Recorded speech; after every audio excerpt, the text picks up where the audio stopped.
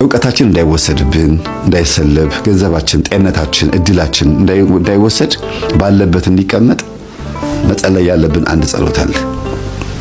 አንደኛ ከዕውቀት ጋር ከሆነ መልካ ዑራኤል ወይም ድርሳነ ዑራኤል መጸለይ ነው። የዕውቀት መልአክ ስለሆነ የዕውቀት መልአክ ነው ስንል ዝም ብሎ አይደለም። ልጆቻችሁ ትምህርት ቤት ፈተና በሚበዛባቸው ሰዓት በሚጨነቁ ሰዓት ዑራኤል ቤተክርስቲያን ሄደው እንዲጠመቁ ምንም እንኳን ቅዱስ ቁርባኑ የክርስቶስ ቢሆንም ዑራኤል ቤተክርስቲያን ሄደው አስቀድሰው ቆርበው ቅዳሴ ጸበል ሊጠጡ ማድረግ ከዕውቀት ጋር የተገናኘ ማንኛውም አይነት ነገር ሲያነቡ ምንም ሲሉ የዑራኤልን ጸበል እየጠጡ እላያቸው ላይ ያርጉ የተጠመቁ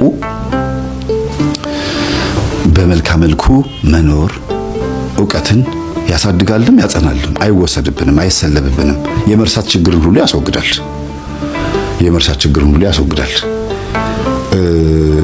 በርሜል ቅዱስ ጊዮርጊስ በዚህ አጋጣሚ ልናገር እንፈልገው የአእምሮ ዝግመት ችግር ያለባቸው የሚጥል በሽታ ያለባቸው ሰዎች ሄደው ቢጠመቁ መልካም ነው። ብዙ ሰው ሲድን አይቻለሁ። ይሄን እንደ ምስክርነት ነው የምሰጠው። በጣም ብዙ ሰው እንደ አንድ መረጃም ጭምር ነው።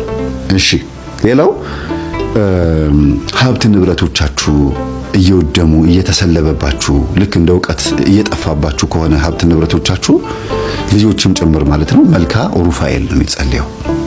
መልካ ሩፋኤል በቃ በእርግጥ አባካኝ ሆነን እኛ ገንዘቡን እንደፈለግን እየመዘዝን ሰይጣን አባከነብኝ ማለት የለብንም።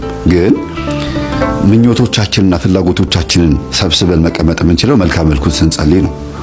በየቀኑ ጣፋጭ የሚበላ በየቀኑ ልብስ የሚገዛ በየቀኑ በየጊዜው በየሳምንቱ አዳዲስ ልብሶችን የምትገዛ ወይም ደግሞ ሁሉ አማረሽን ገበያ አታውጣት አይነት ነገር ከሆነ ያን ስሜት የሚያመጣው መንፈስ በመልካም መልኩ ነው የምንመታው፣ በድርሳኑ ነው የምንመታው፣ የሩፋኤልን ጸበል በመጠጣት ነው።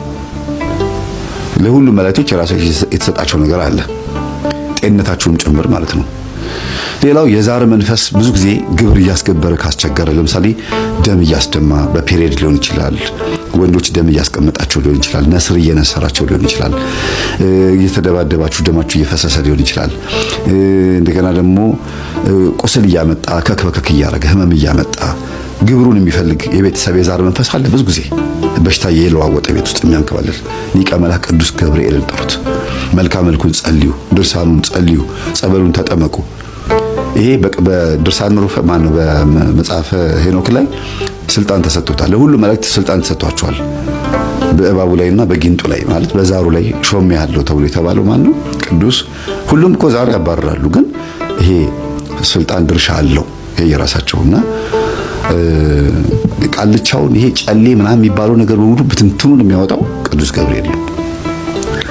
ቅዱስ ሚካኤል ደግሞ ትዳር ላይ መጥቶ የሚበጠብጠውን፣ ሰላም እንዳይኖር ከተማን የሚበጠብጠውን፣ ፍቅር እንዳይኖር፣ እርጋታ እንዳይኖር፣ ሁከት የሚያመጣውን እንዲሁም ደግሞ ከስሩ ያሉትን ገብርኤልን፣ ሚካኤልን፣ ሩፋኤልን እየላከ ችግሮቻችንን የሚያስወግድልን ቅዱስ ሚካኤል ነው። የገዳማውያን አባቶቻችንን የመናንያንን የመነኮሳትን ስጋ ፍትወት ሲመጣባቸው ስክን የሚያረግላቸው የሚያበርድላቸው በስግደት በጾም በጸሎት እንዲበረቱ ሰዓቱን ጠብቀው ተነስተው እየቀሰቀሰ 9 ሰዓት ላይ እንዲጸልዩ የሚያደርግ ሌሊቱን ሙሉ በጸሎት እንዲተጉ በገዳም የመጽናት የመታገስ አንድ ነገር የመቻል የመቋቋም ቻሌንጅ የማድረግ ስልጣን የሚሰጥ ቅዱስ ሚካኤል ነው። በጣም ታጋሽ ግን ዝም ይላል። ሚካኤል አርመመ ወገብርኤል ተደመነ የሚለው ወረቡ ራሱ ሲወርቡ አባቶቻችን ሚካኤል ታገሰ፣ ዝም ማለት ጸጥ አለ። አርምሞ ማለት ዝምታ ማለት ነው። ገብርኤል ግን ተገረመ ሲል ምን ማለት ነው? እንዴት የፈጠራቸውን አምላካቸውን ይሰቅላሉ ብሎ ሰይፉን ከሰማይ ወረወረ ነው የሚለው። የቤተ መቅደስ መጋረጃ ለሁለት ተከፈለ ከሚለው ጋር ማለት ነው። ሲያዝ ምንድነው የሚካኤል ትልቁ በቃ በጣም ለየት ያለ ባህሪው መልአካዊ እርዳታው ለኛ መልአካዊ እርዳታው ጸባይኛ ያደርጋል። በጣም ትህትና ያላቸው ሰዎች ብዙ ጊዜ ከቅዱስ ሚካኤል በረከት አግኝተዋል። በተክሊል ተጋብተውም የሚበጣበጡ ባለትዳሮች ካሉ ጸልዩላቸው በመልካ ሚካኤልና በድርሳነ ሚካኤል። በቁርባን ተጋብተው በተክሊል ተጋብተው ቤት ውስጥ ብጥብጥ የሚያደርጋቸው ሰው ካለ ያወቃችሁትን ሰው ይኖር ያላወቃችሁትን ሰው ይኖር አጋልጥም በሉት ከዚህ ቤት ማጥፋ ሚስጥሩን ግለጥልን ካላችሁት ያወጣል። ሰላም ነው የሚፈልገው ቅዱስ ሚካኤል ባለበት ቦታ ላይ እርግጥ ፍሎ ይሄ ደስ የሚል እንዴት ነው አንዳንድ ወንዝ ቦታ ላይ የሚሄዱ ሰዎች እኮ ውሃው ሲወርድ ሲያዩት ደስ ይላቸዋል አይደለም? በጣም እየተገላበጠ የሚመጣ ውሃ እኮ እንዴ ብላችሁ ነው የሚሸሹት። እና ረጋ ያለ ነገር እና ጥልቀት ያለው ውሃ ከላይ ረጋ ያለ ነው። ፍሬ ያዘ የስንዴ ዘለላ ይላሉ አባቶች፣ አንገቱን ይደፋል። ትትና ያለው ሰው ዕውቀት ያለው ሰው ዕውቀቱ መንፈሳዊ የሆነ ምግባሩ ከዕውቀቱ ጋር ከመንፈሳዊት ጋር ያስተሳሰረ ሰው ትትና ያለው ለማለት ፈልገው ነው። እና ብዙ ጊዜ እንደዚህ አይነት ነገር ካጋጠማችሁ መልካ ሚካኤል ጸልዩ፣ ከቅዱስ ሚካኤል ጋር ተቀራረቡ። የመቅበዝበዝ የመጨነቅ ዝም ብሎ የመፍራት ማታ ማታ የመባተት ካለ መልካ ሚካኤል ጸልዩ ወይም ድርሳነ ሚካኤል ጸልዩ። እንደገና ደግሞ ቅዥ ያለ ንግግር ቶሎ ቶሎ የመለፍለፍ ከተናገራችሁ በኋላ ዋጋ የሚያስከፍል ቃላት ከተናገራችሁ በኋላ ዋጋ ከፍላችሁ በቃ ብዙ እንትን ውስጥ ከገባችሁ መልካ ሚካኤል ጸልዩ።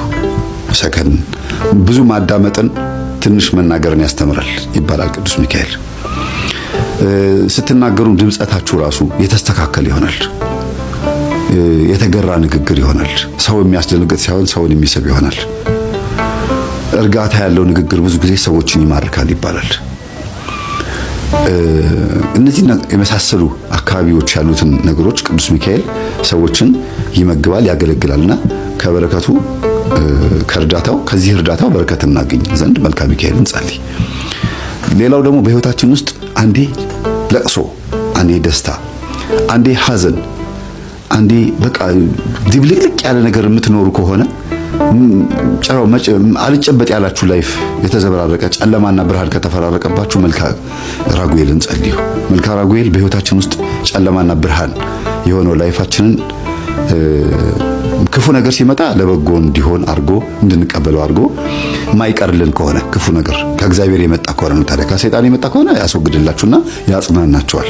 ከእግዚአብሔር የመጣ ቅጣት ከእግዚአብሔር የመጣ ከሆነ እንድትበረቱ ካልደፈረሰ አይጠራም የሚያስብል ነገር ከመጣባችሁ ድፍርሱ ሰዓት ላይ እንዲጠራ እስኪጠራ ድረስ እንድትጽናኑ ያደርጋችኋል ማለት ነው።